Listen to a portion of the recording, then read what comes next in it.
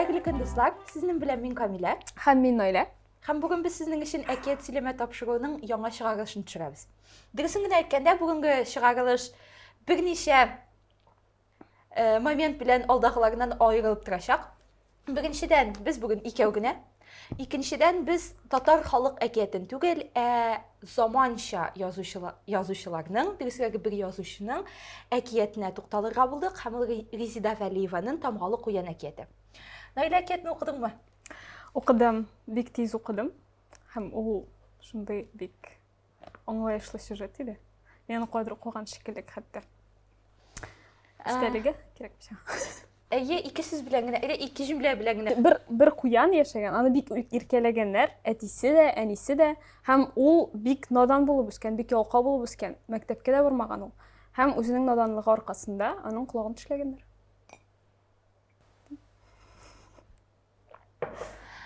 Син бик каты кыскартып бу әкиятнең эчтәлеген сөйләп чыктың. Әгәр дә сезнең әкиятне тулырак һәм тулысынча аны укыйсыгыз, үзегезне танышасыгыз һәм безнең турында сөйләгәнне яхшырак аңлыйсыгыз килә икән, әлеге видео астында сылтама булачак, шул сылтама буенча күчеп, сез аны укый аласыз. Һәм бәлкем әле кайдыр монда QR-код та чыгар. Һәм сез аның буенча да күчә алырсыз. Әйдә, бу әкиятнең ниндидер төп проблемалары, ул нәрсә турында сөйли, ул безне нәрсәгә өйрәтә, һәм әлеге әкиятнең җитешсезлекләре һәм яхшы яклары синең өчен. Бик ярылып ята гаиләдәге проблема, баланы иркәләп үстерәләр бит. Бу бик ачык бирелгән, бик примитив бирелгән миңа калса. Менә бу ягын мин әз генә бәлки авыррак итеп язар идем. Бәлки мин яза алмыйм. Башкарак бәлкем. Артык бер катлы. Артык бер катлы бик. Мин син белән килешәм, һәм дөресен әйткәндә, бу сүзләрдән син мине әкият сөйләмә тапшыруына яңадан кертсәләр ярый инде. Чөнки әлеге әкият һәм гомумән әлеге авторның әкиятләренә карата миндә тупланган бер фикер бар, һәм ул фикер бик яхшы түгел. Минем күзлектән чыгып караганда, әлеге әкиятләрне әкият дип атау ул бик дөрес түгел, чөнки бу язмалар, аларның мәгънәләре, аларның идеялары ярылып ята, сюжетлары артык бер катлы, кызык түгел, аларда мөгъҗиза да, тылсым да бер нәрсә дә юк, һәм шуңа күрә миңа калса әлеге әкиятләр алар ныкыт, мораль, нотация форматында язылган, һәм шуңа күрә балага кызык та түгел. Ну, бәлкем, мин аны аңлай алмыймдыр, чөнки мин бала түгел инде. Ләкин икенче яктан караган вакытта, мәсәлән, хәзер балалар 2-3 яшьтән телефон тотып утырганны күз алдына китереп, мин балага мондый нимә мәсәлән кайтып мондый әкият укысам, ул мине хәтта тыңламаста иде. Һәм ул әйтер иде, әничә аны кыйнаганнар дияр иде. Һәм менә бу сорау белән мин дә килешер идем, чөнки беренчедән аны әти-әниләре үзләре иркәләп үстергәннәр. Һәм менә син көн саен балага ниндидер тәмле әйберләр алып кайтасың, аңа бер эштә кушмыйсың, ул шуңа ияләшә, һәм көннәрдән бер көнне син киләсең дә аңа, эшләмисеңме? Әйдә, кайыш, мин сине хәзер кыйныйм дип әйтәсең.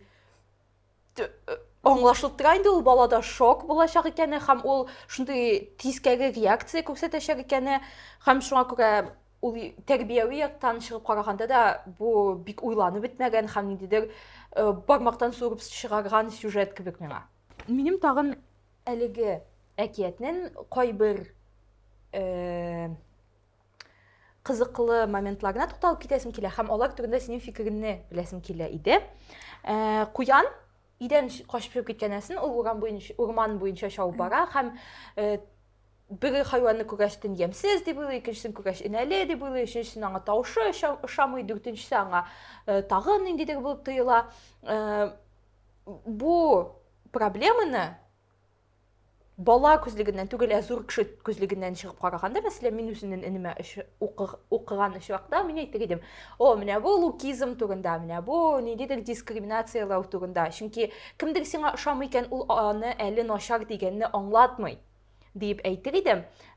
Син ничек уйлыйсың, әлеге әкияттә бу тема шундый форматта күтәреләме, яки ул анда сүрәтләү чарасы буларак кына кулланыламы? Юк, ул сурәтли, ул менә мәктәп белән, уку белән бәйләп әйткән шикелле. Менә син укымадың, шуңа күрә син аны белмисең, кебегрәк бирелгән бугай. Ул монда лукизм түгел, ә менә аның наданлыгын ничектер ассызыклыйсы килгән шикелле. Ә проблеманы, ул проблема миңа калса ул күтәрелгән, но ул теге очраклы гына күтәрелгән шикелле. Әгәр дә шул якка таба кирип китеп, ул теманы күбрәк ачып җибәрсә, һәм мәсәлән ахырдан нинди дә булса җанвар яки әтисе аңа әйткән булсалар, менә кешенең тышкы кыяфәтенә карап кына ниндидер нәтиҗәләр ясарга ярамый, син алай итеп ялгышачаксың дигән ниндидер нәтиҗәгә килсәләр, миңа калса ул күпкә кызыграк һәм мәгънәлерәк әкият булыр иде, чөнки әле син аның ахырда бу әкиятның шишелеше, аның ничек тамамлануы турында менә сүз кузгата башлаган идең. Ул моментка игътибар итсәк, ул Төркиянә килә, ләкин аның аяклары бик тиз булган аркасында ул аның янына шауып итә һәм булды, бетте, проблема шишелгән.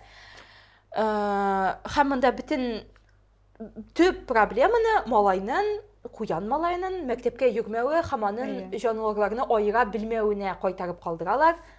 Миңа калса, бу янәдән бер тапкыр әлеге әкиятның ниндидер бик бер катлы поверхностный, ниндидер тирән түгел булуы турында гына әйтә бугай. Син үзенең энеләреңә, балаларыңа әлеге әкиятны укыр идеңме һәм ни өчен? Мин моны укыр идем. Мин менә монда чыннан да шул лукизм проблемасын бәлки күтәрер идем. Ләкин монда ничек булып чыга? Мәсәлән, ул надан, ул белмәгән, төлке аны бит тишли, аның колагын тишли. Һәм ул төлкедән барыбер кача. Ягъни син ситуациядән дир проблеманы шиша алмыйсың икән үзеңнең башың белән. Син аннан китә аласың, син чабып китә аласың. Мин бу яктан уйламаган идем, нинди психологик яктан анализ. Мин дөресен әйткән вакытта үзем дөресен әйткәндә гомумән мин нәрсә булса укыган вакытта, хәтта әкиятләр укыганда, менә бу тапшыруга әзерләнгәндә, аларны үзем өчен кызыклылык ягыннан укыйм һәм үзем алардан нәрсә дә булса алам икән, шул чакта мин аны кемгә дә булса тәкъдим итәм. Менә минем апаларым бар, дус кызларым бар, аларның балалары бар кичкенә, һәм мин аларга әйтәм, менә бу әкиятне укы, менә моңа игътибар ит, ул кызыклы, әле күптән түгел минем белән больницага эләктем. Бездә телефон да юк иде, китап та юк иде, бер нәрсә юк иде. Монда без разбирать иткән бөтен әкиятләрне кирәге чыккан. Менә бу бик файдалы тапшыру. Ләкин менә бу әкиятне мин укымас идем һәм беркемгә дә тәкъдим итмәс идем, чөнки әйткәнемчә, ул артык гади һәм миңа калса әлеге әкияттә ниндидер тылсым, ниндидер мугъҗизалар һәм кызыклы сюжет җитеп бетми. Һәм шуның аркасында ул минем топка берничек тә килеп эләкмәячәк һәм минем рекомендацияларга шулай ук. Баланы тормышка әзерлисең, бернинди тылсым юк. Әгәр дә син эшләй алмыйсың икән, чабасың, булды, проблема юк. Әкият тә юк. Шушы яхшы һәм күтәренке кәйфле ноктада без әлеге тапшыруны тәмамлыйбыз.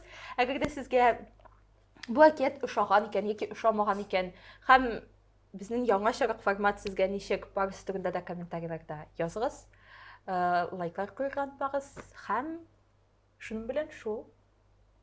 Пока.